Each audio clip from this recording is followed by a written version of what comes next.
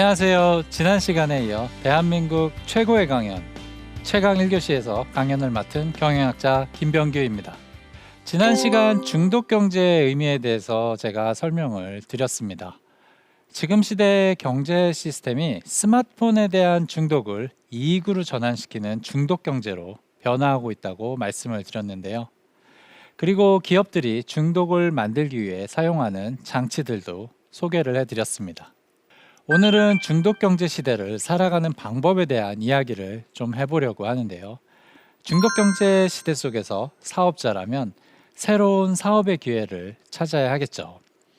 개인들은 잘 살 수 있는 방법, 행복하게 살 수 있는 방법을 찾아야 합니다. 그래서 오늘 강연 주제는 중독경제 시대, 우리의 전략입니다.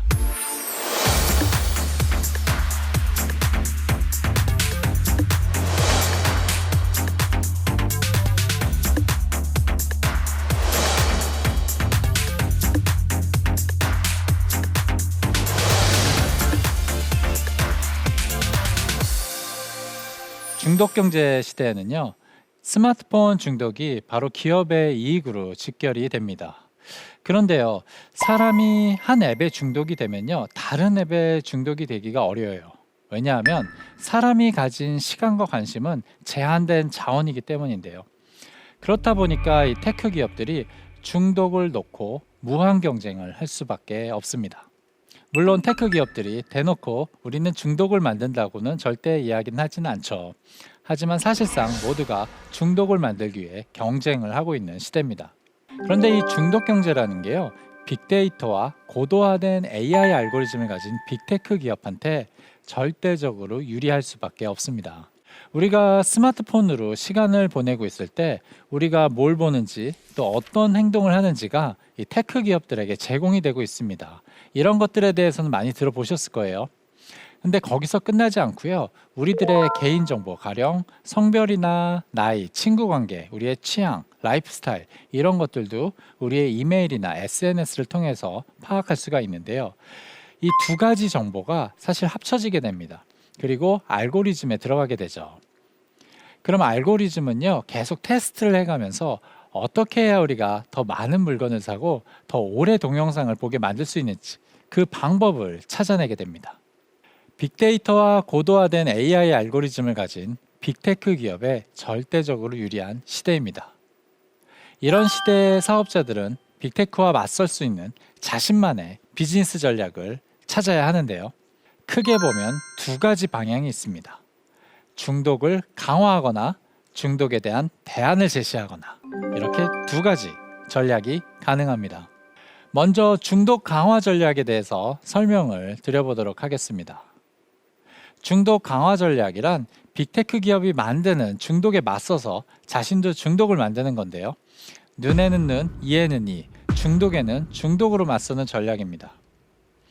그 방법으로서 첫 번째는 새로운 중독 서비스를 찾아내는 것이 있습니다. 빅테크 기업이 만든 중독 서비스도요, 시간이 오래되고 사람들이 익숙해지면요, 이 역치라는 게 올라갑니다. 그러면은 중독을 만들기가 점점점 어려워지죠. 그래서 만약에 내가 새로운 중독의 장치를 내지는 새로운 중독 서비스를 찾아낼 수만 있으면 빅테크 기업과 맞서는 게 언제든지 가능합니다. 그 좋은 예가 틱톡인데요. 여러분들 틱톡에 대해서 잘 아시죠? 사용하는 사람들이 정말 많습니다. 제가 오늘 이곳에 오는 길에도 기차를 타고 여기에 왔는데요. 제 앞자리에 앉은 승객이 이 창문으로 이제 제가 보고 있는데 계속 틱톡만 보고 있더라고요. 그만큼 요즘 틱톡을 보는 사람들이 많은데요. 틱톡 하면 바로 15초 동영상이죠. 그런데 왜 15초 동영상이 이렇게 중독적인가? 거기에 대해서 설명을 드려보도록 하겠습니다. 사실 틱톡은요, 15초 안에 사람들의 관심을 붙들어야 되잖아요. 그렇다 보니까 기존의 유튜브 동영상보다 틱톡의 동영상들이 흥분성이나 선정성, 자극성이 더 강할 수밖에 없어요. 그러니까 동영상의 내용 자체가 기존의 동영상들보다 훨씬 더 중독성이 강할 수밖에 없는 거죠. 그게 첫 번째 이유고요. 중독 강화 전략의 두 번째 방향은 바로 새로운 세대를 공략하는 건데요. 세상에는 끊임없이 새로운 세대가 자꾸 생겨날 수밖에 없습니다. 그리고 새로운 세대는요, 기성세대가 사용하지 않는 새로운 서비스를 사용함으로써 자신과 기성세대를 차별화하고 자신들만의 정체성을 느끼고 싶어 합니다. 그래서 새로운 세대를 공략하는 서비스는요, 늘 기회를 가질 수가 있습니다. 그 좋은 예가 스냅챗인데요. 이 스냅챗은요, 10대들을 위한 메신저예요. 한국에서는 대부분의 사람들이 카톡을 사용을 하죠. 미국에서는 사람들이 페이스북 메신저나 왓츠앱을 많이 사용을 합니다. 그런데 이 스냅챗이라는 회사가 아예 10대들만을 위한 새로운 메신저를 내놓습니다. 이 메신저의 중요한 특징이 있는데요. 바로 휘발성 메시지입니다. 10대들은요, 자신들이 친구하고 주고받은 메시지나 이 교환한 사진들을 어른들이 보는 것을 원치 않겠죠. 그래서 스냅챗은 처음부터 이 메신저를 만들 때 일정 시간이 지나면 메시지가 사라지도록 만들었습니다.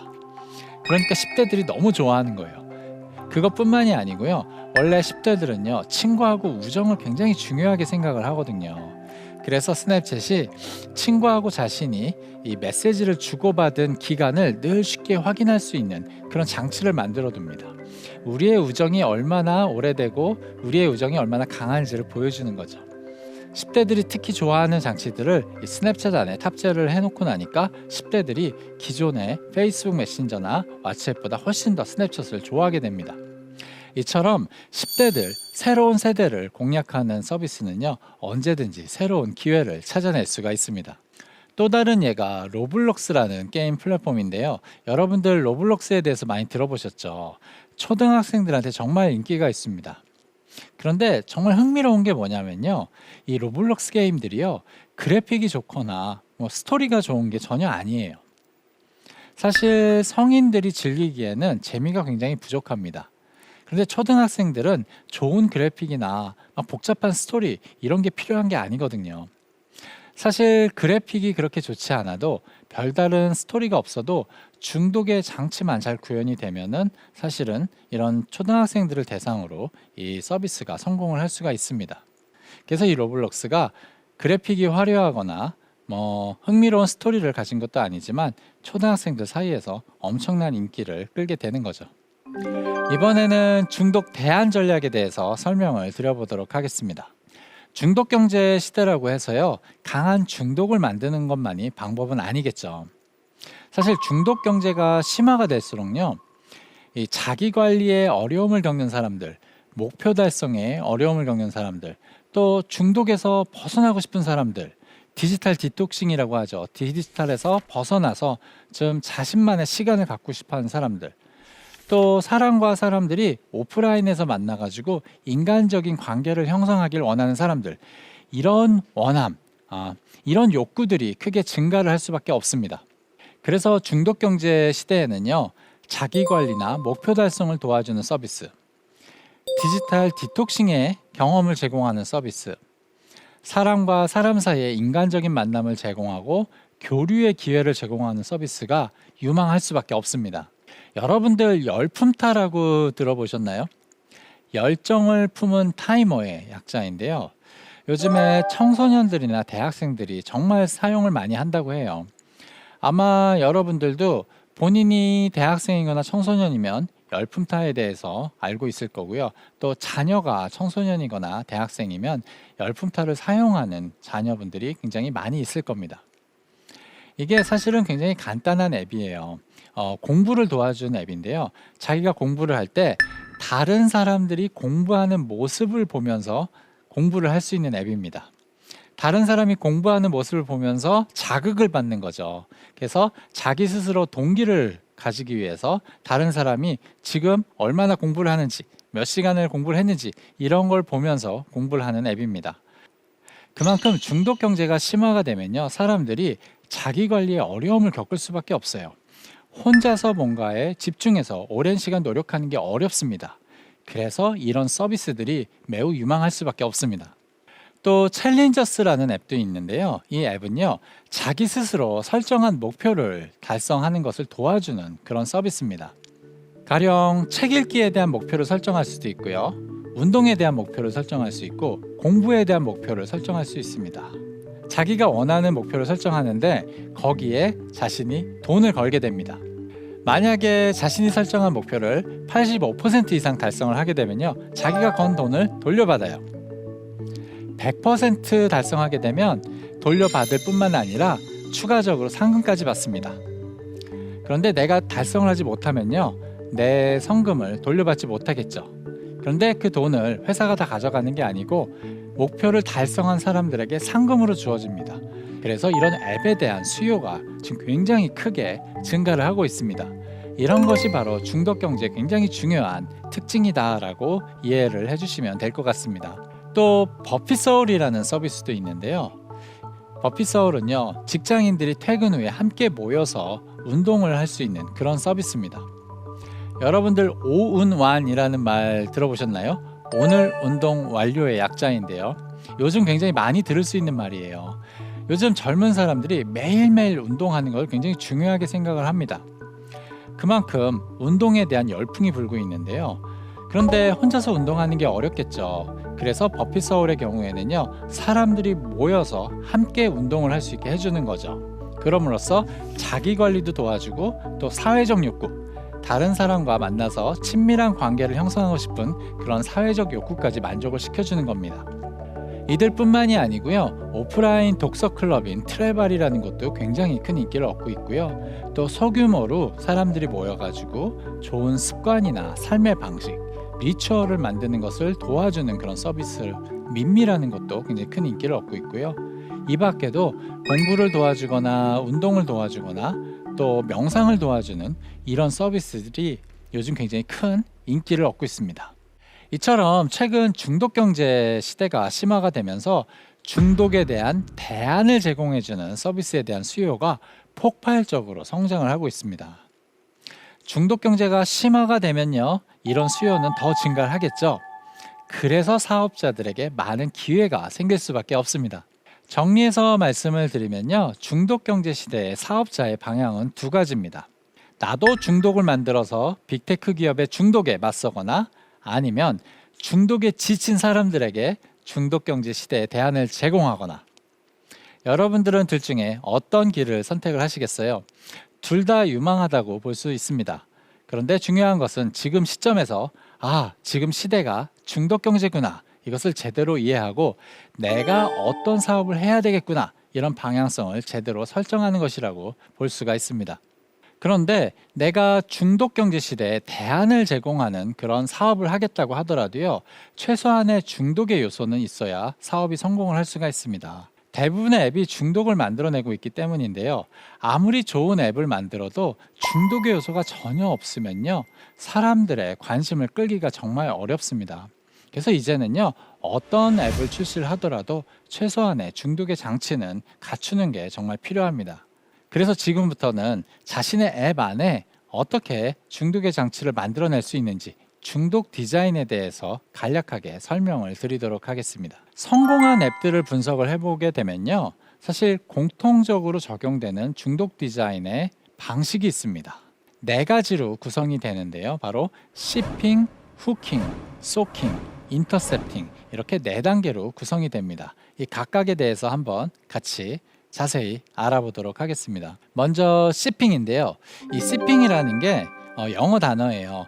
여러분들 뜨거운 커피나 뜨거운 음료를 처음에 마실 때 이렇게 살짝 이렇게 맛보는 행동 하시죠? 그것을 영어에서는 시핑이라고 하는데요. 번역을 하자면 맛보게 하기, 이렇게 말을 할 수가 있습니다. 내 앱이 사람들에게 많이 사용이 되려면요, 사람들이 우선 이 앱을 한 번쯤 시도를 해봐야 되겠죠. 그런데 사람들이 생각보다 앱을 설치하고 시도를 잘 안 해봅니다. 왜냐하면 괜히 이 앱을 깔았다가 시간을 많이 뺏기거나 돈을 많이 쓰게 되진 않을까, 아니면은 일단 가입을 했다가 해지가 어렵진 않을까, 이런 걱정들 때문에 사실 사람들이 시도를 잘 안 하게 되는데요. 그래서 시핑 단계에서는요, 사람들이 갖고 있는 경계심을 철저하게 없애주는 게 가장 중요합니다. 그러기 위해서는요, 일단은 상업적 의도를 보여서는 안 돼요. 내 앱은 여러분들을 도와주거나 여러분들에게 즐거움을 주기 위한 거지 돈 벌려는 목적으로 만든 앱이 아니다, 이런 이야기를 들려주실 필요가 있습니다. 그리고 사용하는 사람들이 이 앱을 사용하는 순간에 나는 돈을 전혀 쓸 필요가 없겠다라고 생각하게 하는 것도 중요하고요. 또 가입이 필요한 경우에는요. 가입한 후에 언제든지 쉽게 해지를 할 수 있겠구나라고 사람들이 생각하게 하는 게 중요합니다. 그래서 사람들이 이 앱을 사용할 때 전혀 경계심을 가지지 않아야만 사람들이 쉽게 이 앱을 사용해 보게 됩니다. 경계심을 없애는 게 시핑에서 가장 중요합니다. 두 번째 단계는 후킹인데요. 후킹, 갈고리로 낚다라는 뜻입니다. 일단 사람들이 시핑 단계를 통해서 앱을 시도해 보면요.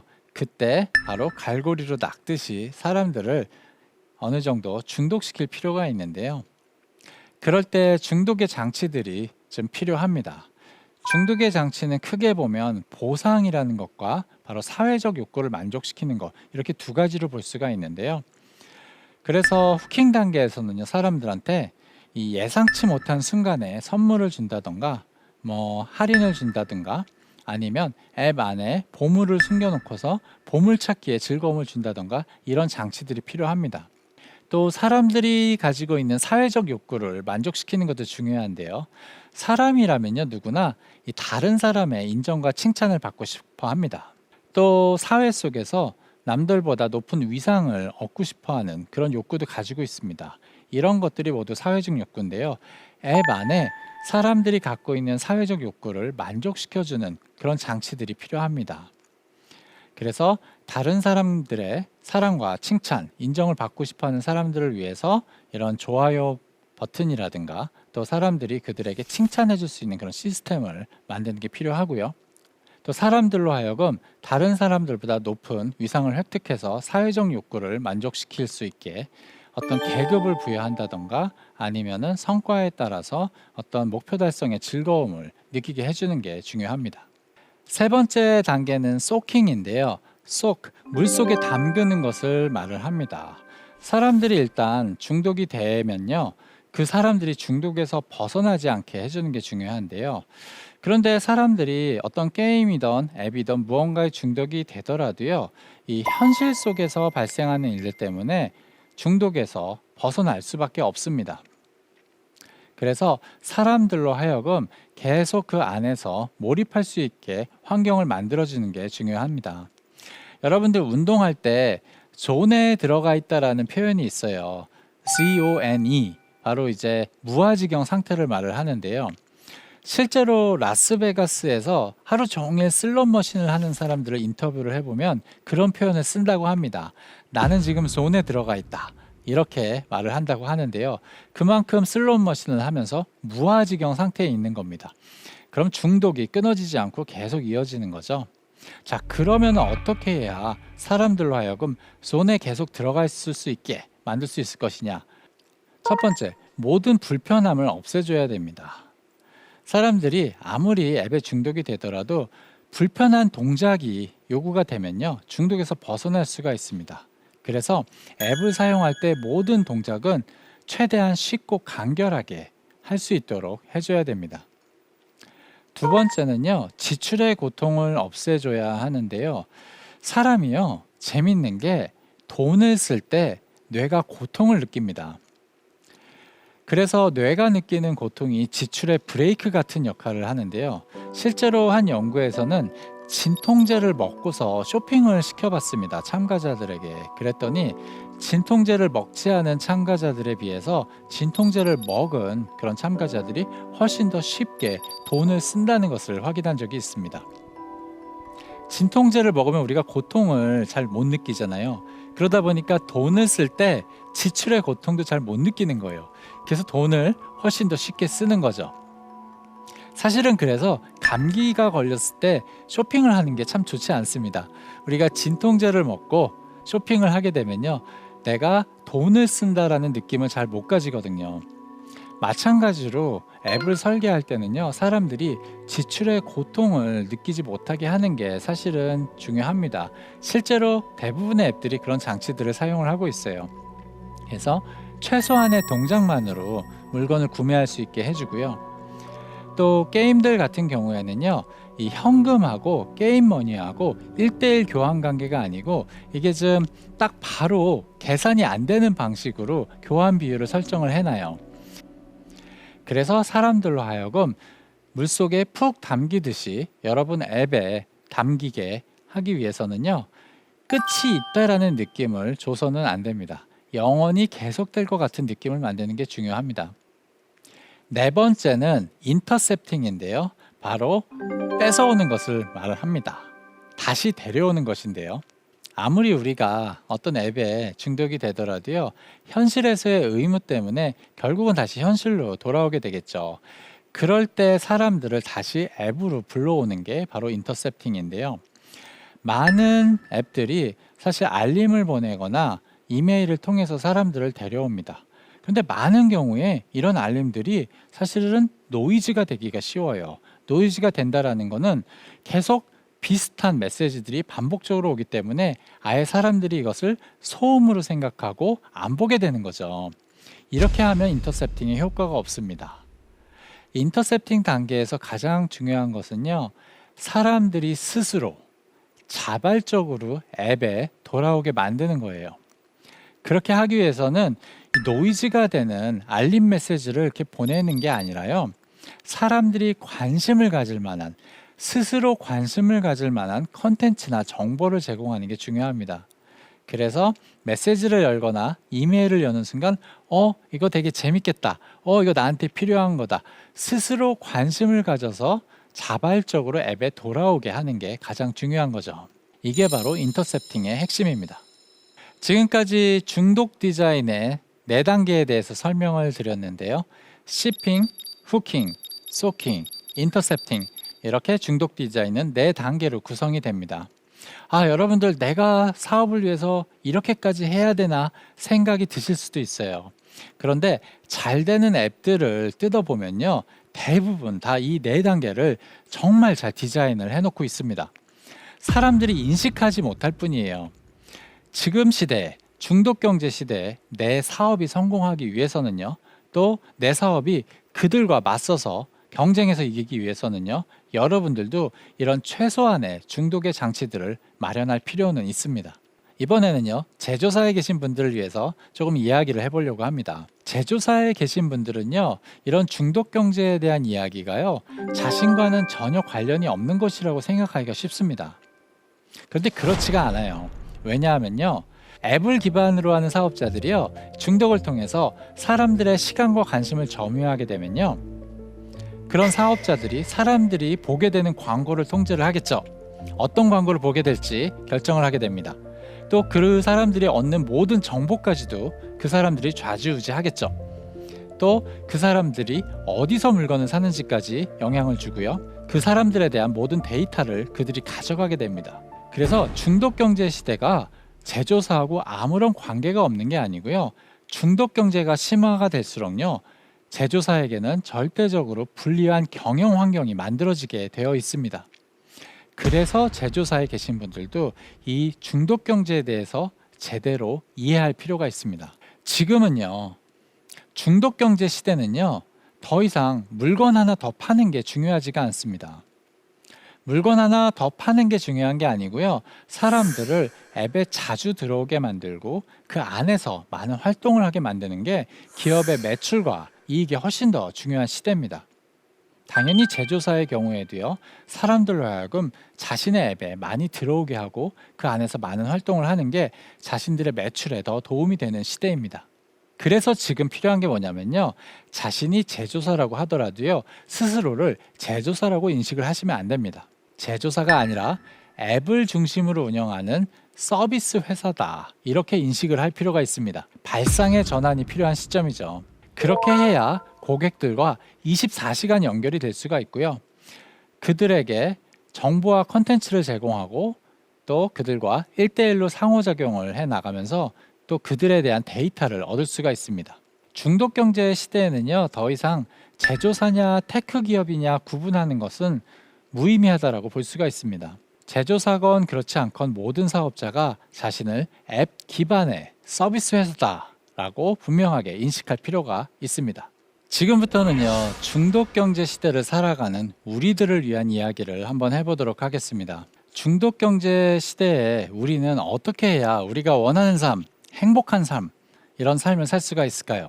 거기에 대해서 한번 같이 이야기를 해보려고 하는데요. 우선 중독 경제 시대의 자기관리법입니다. 중독 경제 시대에는요, 자기관리를 하거나 목표 달성하는 게 정말 어렵습니다. 자, 그렇다면 우리가 어떻게 해야 자기 관리를 쉽게 하고 또 원하는 목표를 보다 쉽게 달성할 수가 있을까요?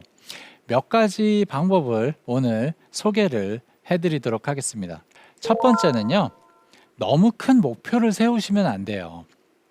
우리가 너무 큰 목표를 세우게 되면요, 그 목표를 달성하러 가는 중도에 포기하기가 너무 쉽습니다. 왜냐하면 손 안에, 스마트폰 안에 손쉽게 얻을 수 있는 즐거움이 너무 많아가지고 오랜 시간 목표를 위해 노력하는 게 너무 어려운 거죠. 그래서 절대로 너무 큰 목표를 세우시면 안 돼요. 대신에 목표를 작게, 최대한 작게 쪼개세요. 그래서 좀 손쉽게 얻을 수 있는 목표를 설정하시는 게 중요합니다. 그리고 목표 달성의 즐거움을 평소에 자주 느껴보셔야 돼요. 그 즐거움을 느껴야 내가 흔들리지 않고 유혹에 넘어가지 않고 큰 목표를 위해 조금씩 나아갈 수가 있습니다. 예를 들어 가지고요, 가령 내가 이번에 10kg을 빼야 되겠다, 딱 목표를 10kg으로 잡게 되면요, 대부분의 사람들은요 포기하게 될 수밖에 없어요. 10kg을 빼는 거 얼마나 고통스러워요. 어렵습니다. 그래서 중도에 포기하게 되겠죠. 근데 만약에 내 목표가 한 달 안에 딱 1kg을 빼겠다 라고 이렇게 작게 세우게 되면요, 그 정도는 여러분들이 할 수가 있으실 거예요. 그리고 목표를 달성했을 때 큰 즐거움을 느끼게 되면 이거 재밌네, 할만하네. 그래서 다음 단계로 갈 수가 있겠죠. 그래서 처음부터 절대로 너무 큰 거창한 목표를 세우지 마시고요, 목표를 최대한 작게 쪼개 가지고 이렇게 쉽게 달성할 수 있는 목표를 많이 만드세요. 그러면서 좀 최대한 자주 일상 속에서 목표 달성의 즐거움을 느끼는 게 중요합니다. 그렇게 하다 보면 언젠가는요, 아주 큰 목표를 달성하는 게 가능해집니다. 두 번째는 자신만의 집중의 기술을 만드는 게 필요한데요. 요즘 집중하는 거 너무 어렵죠. 사실 뭐만 좀 하려 그러면은 알림이 오고 메시지가 오고 전화가 오고 끊임없이 스마트폰이 울려댑니다. 그러다 보니까 뭘 하나 하더라도 정말 집중하기가 어려운 시대예요. 근데 그렇다고 해서 사람이 하루 종일 집중할 필요는 없습니다. 짧은 시간을 집중하더라도 온전히 집중하는 게 중요하고요. 또 사람이 그렇게 오랜 시간 집중하는 게 가능하지도 않습니다. 자기만의 집중의 기술을 찾으셔야 하는데요. 두 가지 방법을 알려드릴게요. 하나는 자신만의 집중의 공간을 하나 찾으시는 거예요. 집중의 공간은 이게 집안의 어떤 특정 장소가 될 수도 있고요, 아니면은 집 근처나 직장 근처의 카페가 될 수도 있고 도서관이 될 수가 있습니다. 사실 장소는 상관이 없어요. 이 공간에 가시면요, 스마트폰을 사용하시면 안 됩니다. 꼭 자기가 집중하고자 하는 일만 하셔야 돼요. 가령 예를 들어서 여러분들이 카페에 가서 공부를 하고자 할 때 그곳에서는 공부만 하고 오셔야 됩니다. 만약에 여러분들이 그곳에서 스마트폰도 보다가 공부도 하게 되면요, 여러분들이 그 공간에 갔을 때 공부에 집중하려는 그런 준비가 잘 안 됩니다. 그런데 만약 여러분들이 같은 장소에서 늘 공부만 하게 되면요, 그 공간에 딱 가는 순간 뇌가 준비가 됩니다. 여기는 공부하는 곳이야, 나는 집중을 해야 돼, 쉽게 준비가 되기 때문에 훨씬 더 잘 집중을 할 수가 있습니다. 두 번째는 자기만의 집중의 음악을 하나 만드시는 건데요. 자기가 좋아하는 음악을 하나 찾으세요. 가사가 있는 음악은 좋지가 않습니다. 가사가 있으면 사실은 이 인지 기능에 방해가 될 수가 있기 때문에 가사가 없는 그런 음악을 하나 찾으세요. 그리고 그 음악을 내가 집중하는 일을 할 때만 들으시는 겁니다. 다른 일을 하실 때는 들으시면 안 돼요. 이런 일을 좀 반복하게 되면요, 그 음악을 듣는 순간 뇌가 준비가 될 거예요. 음악과 조건 형성이 되면서 음악을 듣는 순간 집중의 시간이구나 하고 바로 몸이 반응을 하게 됩니다. 실제로 책을 쓰는 작가분들이 많이 사용하는 방법이에요. 책을 쓸 때만 듣는 음악이 정해져 있는 작가분들이 많이 있습니다. 이 음악이 아무리 좋아도요, 다른 일을 할 때는 절대 안 듣는 거죠. 그렇게 되면 책상에 앉아서 그 음악을 듣는 순간 바로 책을 쓸 준비가 된다고 해요. 이런 것처럼 여러분들도요, 내가 집중해서 뭔가를 하고자 할 때 자신만의 집중의 음악을 하나 만드세요. 그리고 그 음악을 다른 일을 할 때는 절대 듣지 마셔야 됩니다. 그러면 그 음악을 듣는 순간 바로 집중을 시작할 수가 있습니다. 이번에는 독서에 대한 이야기를 좀 해볼까 하는데요. 요즘 책 읽는 거 너무 힘드시죠? 여러분만 그런 게 아니고요. 많은 사람들이, 대부분의 사람들이 요즘에 책 읽는 것이 어렵다라고 합니다. 이건 너무 당연한 거예요. 왜냐하면 사실 책이라는 건요, 우리한테 즉각적인 쾌감을 주지 못해요. 책 읽는데 몇 시간 혹은 며칠이 걸리죠. 그리고 며칠 걸려서 책을 다 읽더라도 쾌감이 밀려오는 게 아니고 아주 잔잔한 감동이 있거나 잔잔한 만족감이 오게 됩니다. 그렇다 보니까 요즘처럼 스마트폰만 열면은 내가 즉각적인 쾌감을 얻을 수 있는 시대에 책 읽는 게 너무 재미가 없는 거예요. 과거에는요, 우리가 일상 속에서 즉각적으로 쾌감을 주는 것들이 굉장히 없었어요. 그러니까 상대적으로 책 읽는 게 당연히 재미가 있었습니다. 근데 지금은요, 손쉽게 얻을 수 있는 즐거움이 너무 많아요. 그래서 책 읽기가 재미가 없어지는 거죠. 그래서 나는 왜 이렇게 책 읽는 게 힘들지? 나는 책을 안 좋아하나? 절대로 여러분만 그런 게 아니고요. 많은 사람들이 요즘 책 읽는 게 어렵습니다. 왜냐하면 손쉽게 얻을 수 있는 즐거움이 너무 많아져서 그래요. 그렇다고 한다면 독서를 재밌게 만드는 방법은 너무 간단해요. 나한테 즉각적인 즐거움을 주는 것들을 좀 없애보세요. 그러면 책 읽기가 훨씬 재밌어집니다. 특히 스마트폰이 중요한데요. 스마트폰 사용을 줄이게 되면요, 그러면 내가 즉각적으로 쾌감을 얻는 것들이 줄어들겠죠. 그럼 상대적으로 독서의 즐거움이 증가하게 됩니다. 또 하나의 방법은요, 맛있는 음식을 좀 줄이는 건데요. 사실 음식도요, 스마트폰처럼 굉장히 즉각적인 쾌감을 줍니다. 보상 회로를 바로 즉각적으로 자극을 하는 게 바로 맛있는 음식입니다. 칼로리가 높은 음식이라든가 자극적인 음식들, 이런 음식들이 사실 사람한테 쾌감을 주죠. 이런 음식을 평소에 자주 섭취를 해도요, 같은 이유로 독서가 재미가 없을 수밖에 없습니다. 그래서 사실 자극적인 음식을 피하고 좀 음식을 조절하는 것만으로도요, 독서의 즐거움이 훨씬 높아질 수가 있습니다. 결론적으로 말씀을 드리면요, 자신에게 즉각적인 즐거움을 주는 것들을 좀 멀리 하면요, 책 읽기는요, 훨씬 재밌어집니다. 한번 오늘부터 실천을 해보시기를 바랍니다. 이번에는 시간 관리에 대해서 좀 이야기를 해볼 텐데요. 중독경제 시대, 시간 관리가 정말 어렵습니다. 왜냐하면요, 우리가 혼자 있는 시간이 점점 많아지고 있는데 손에는 스마트폰이 있잖아요. 그러니까 그냥 손쉽게 스마트폰으로 이것저것 보다가 시간을 낭비하게 되기가 너무 쉽습니다. 시간은 많고 스마트폰은 있고, 그러다 보니까 우리의 귀중한 시간들이 정말로 쉽게 낭비가 되고 있는 거죠.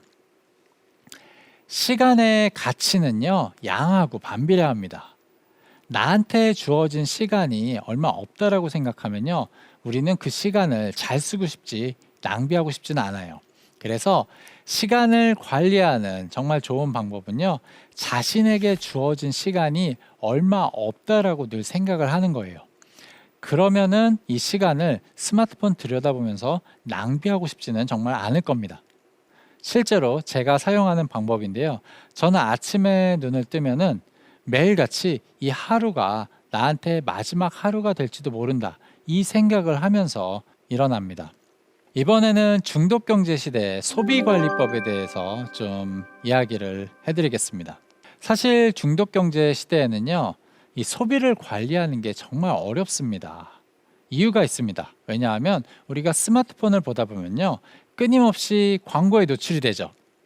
그것도 데이터에 기반해서 내가 관심을 가질 만한, 정말 내가 좋아할 만한 그런 제품들이 자꾸 광고로 나오잖아요.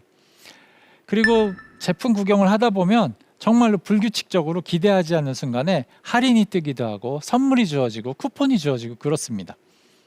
그러니까 마음속에 저 물건을 갖고 싶다, 사야겠다 이런 욕구가 자꾸 생길 수밖에 없어요. 근데 동시에 지출의 고통은 더 이상 느껴지질 않습니다. 예전에는요, 우리가 물건을 사려면은 매장에 가야 됐죠. 이것도 힘든 일이죠. 그리고 주머니에서 지갑을 꺼내야죠. 그리고 현금을 냅니다. 현금을 보는 순간 내 귀중한 돈, 뇌에서 고통이 느껴집니다. 근데 지금은요, 손가락 한번 딱 갖다 대면은 바로 지출이 되죠. 손가락 한번 갖다 대면은 바로 구매가 됩니다. 그러다 보니까 뇌가 지출의 고통을 전혀 느낄 수가 없습니다. 내가 욕구를 가지는 순간 바로 구매를 할 수 있는 거예요. 그러다 보니까 요즘은요, 돈이 줄줄 새어 나갈 수밖에 없습니다. 우리가 음식을 먹을 때는 칼로리가 높거나 몸에 좋지 않은 음식을 좀 먹지 않으려고 노력을 하잖아요. 음식에 대해서 조절을 합니다. 마찬가지로 소비도 조절을 할 필요가 있습니다. 그래서 소비를 조절하는 방법에 대해서 몇 가지 설명을 드리겠습니다. 소비를 조절하기 위해서는요, 우선 광고 추적을 피하셔야 되는데요. 요즘은요, 광고가 나를 너무 잘 알아요. 내가 뭘 좋아하는지, 내가 뭐에 관심을 가지는지 이런 것들을 너무 잘 알다 보니까 정말로 내가 관심을 가질 만한, 좋아할 만한 그런 제품들을 광고로 보여주죠. 그래서 필요한 게요, 광고 추적에서 벗어나는 겁니다. 여러분들 스마트폰 세팅에서요, 광고가 나를 추적하지 못하게 설정을 바꿔보세요. 아니면은 추적이 안 되는 앱을 사용하는 것도 방법입니다. 그렇게 하게 되면요, 광고가 더 이상 나를 모르게 돼요. 그러면은 내가 아무런 관심도 가지지 않을 제품들을 나한테 보여주게 됩니다. 그러면 우리가 아무리 광고에 노출이 되더라도요, 마음속에 저 제품을 가지고 싶다는 욕구가 잘 생기지 않게 돼요. 그래서 광고가 나를 추적하지 못하게 만들어 놓는 게 사실은 소비를 조절하는 데 정말 큰 도움이 됩니다. 두 번째는요, 페이스북이나 인스타그램과 같은 SNS를 좀 덜 사용하는 건데요. 이유가 있습니다. 왜냐하면요, 우리가 SNS를 구경을 하다 보면 이 SNS의 알고리즘이 외모가 좋거나 돈이 많은 사람들을 우리한테 보여줘요. 그러면 처음에는 신기하고 재밌으니까 그런 사람들을 보게 되죠. 그런데 그런 사람들의 모습을 자꾸 보다 보면요, 어느 순간부터 자기에 대한 만족감이 떨어지고 자존감이 낮아지게 됩니다. 그러면 사람들은 자기에 대한 만족감을 높이고 자존감을 높이기 위해서 소비를 늘리게 됩니다. 좋은 제품을 사고 비싼 제품을 사서 자기에 대한 만족감을 느끼고 싶게 되는 거죠. 그래서 SNS 사용이 소비를 촉진하는 그런 역할을 하게 됩니다. 소비를 조절하는 또 아주 좋은 방법이 있는데요, 무조건 구매를 미루는 거예요. 뭔가가 너무 갖고 싶을 때 바로 구매하기 버튼을 누르지 마시고요, 일단 난 이거 살 거야 마음은 먹으세요. 하지만 구매만 미루세요. 그러고 나면요, 한 일주일, 2주일 지나고 나서 이거 사야지 해보면 내가 이게 왜 사고 싶었지? 사고 싶은 욕구가 싹 사라져 있는 경우가 대부분일 겁니다. 실제로 제가 대학생들에게 매일매일 생겨나는 소비에 대한 욕구, 구매에 대한 욕구를 기록하게 한 적이 있습니다. 그래서 오늘 생긴 욕구를 가령 화면에 보이는 것처럼 6.5라고 했을 때 한 달 후에 그 욕구에 대해서 다시 생각을 해보게 했습니다. 그랬더니 대부분의 학생들에게 있어서 욕구가 크게 감소한다라는 것을 직접 관찰을 했습니다. 이처럼요, 우리가 가지는 욕구의 대부분은요, 정말 우리에게 필요해서 생긴 욕구가 아니고요, 광고나 SNS 때문에 일시적으로 생기는 욕구들이에요. 그냥 놔두면 대부분 사라집니다. 그래서 중요한 게 뭔가가 너무 갖고 싶다라는 욕구가 생겼을 때 바로 그 욕구를 충족시키지 않고 일단은 무조건 기다리거나 구매를 미루는 겁니다. 그러면 소비가 크게 줄어듭니다.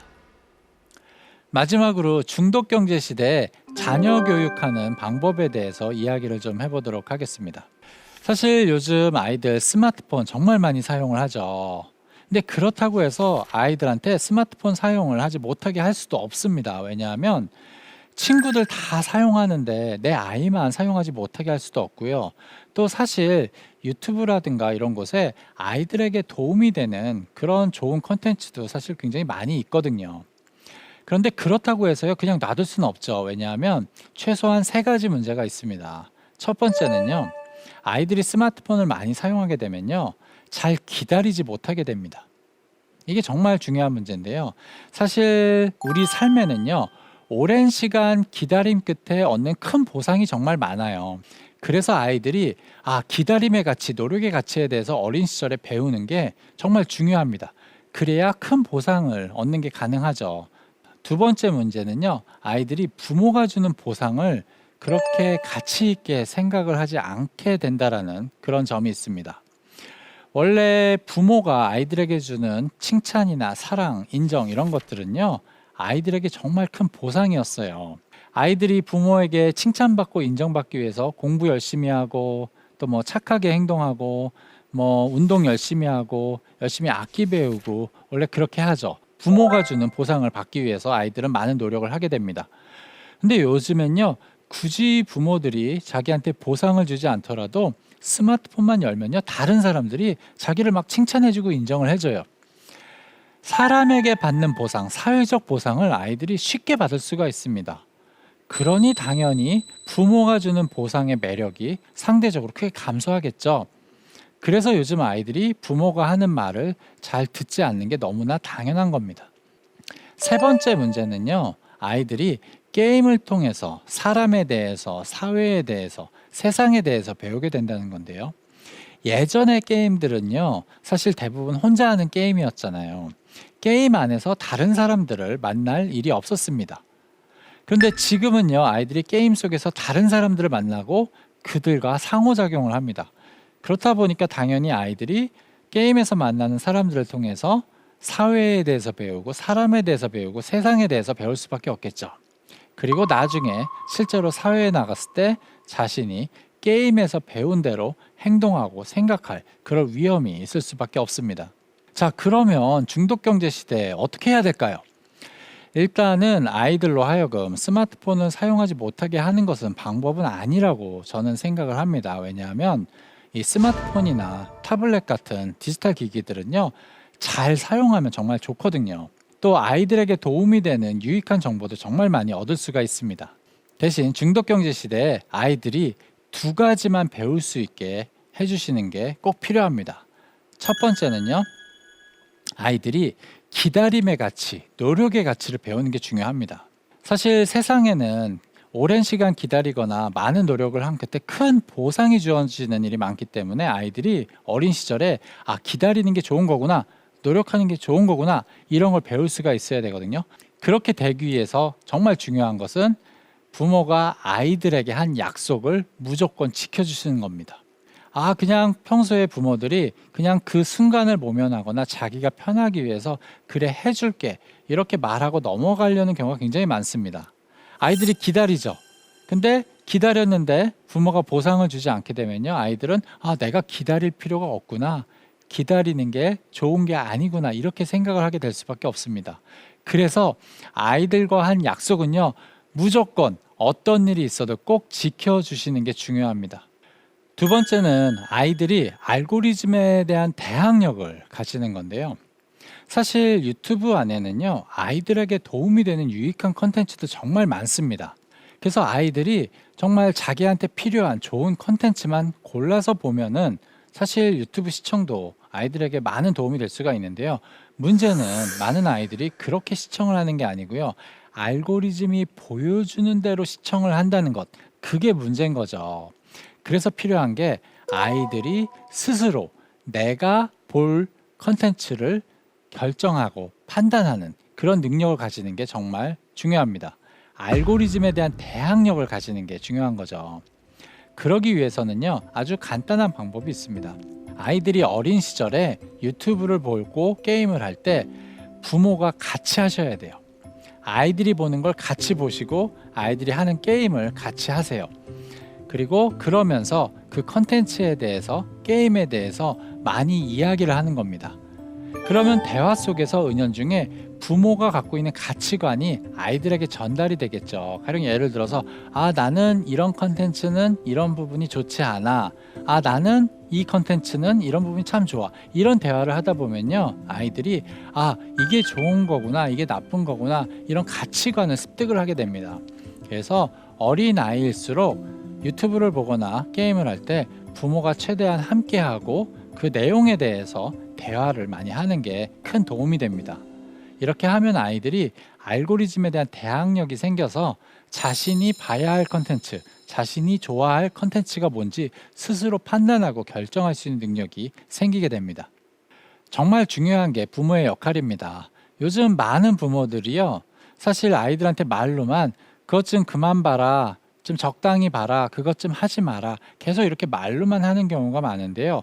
정작 본인들은 스마트폰에 중독된 경우가 참 많아요. 자신이 중독이 된 상태인데 아이들한테 말로만 하지 말라고 하는 건 당연히 말이 안 되겠죠. 아이들 입장에서 보면은 왜 나한테만 보지 말라고 하는 것인지 전혀 이해가 되지 않을 수밖에 없습니다. 그래서 부모 스스로가 스마트폰 중독에서 벗어나야 되고요. 부모 스스로가 어떤 컨텐츠가 좋은 컨텐츠인지, 어떤 게임이 좋은 게임인지 본인 스스로가 그런 것에 대한 가치관, 판단 기준을 먼저 가지는 게 중요합니다. 이번에는 중독 경제 시대의 인재상에 대해서 이야기를 해보려고 하는데요. 중독 경제 시대에는 어떤 사람들이 가치를 가지게 될까요? 두 가지만 말씀을 드리겠습니다. 첫 번째는요, 메타인지 능력을 가진 사람인데요. 중독 경제 시대에는요, 사실 우리가 갖고 있는 욕구, 감정, 생각이 사실은 자신의 것이 아닐 수가 있습니다. 누군가가 디자인해서 만들어낸 생각, 감정, 욕구일 수 있는 거죠. 그래서 내가 갖고 있는 생각이나 감정이나 욕구가 정말 내 것인지 아니면 누가 만든 것인지 구분해내는 능력. 쉽게 말해서 내 위에서 나를 바라보는 능력. 이게 정말 필요하고 중요합니다. 두 번째는 오리지널리티, 독창성입니다. 요즘에 많은 젊은 사람들의 공통점이 뭐냐면요. 자기 스스로는 굉장히 자기가 독창적이라고 생각을 하는데 사실 알고 보면 독창적이라고 생각하는 다들 비슷비슷한 사람들인 경우가 많습니다. 중독 경제 시대에는요, 자기만의 오리지널리티를 확보하는 게 정말 중요합니다. 남들이 모르는 걸 알아야 되고요. 남들이 하지 않은 경험, 이런 것들을 많이 가지는 게 중요합니다. 그래야 남들과 다른 독창적인 자기 자신이 될 수가 있습니다.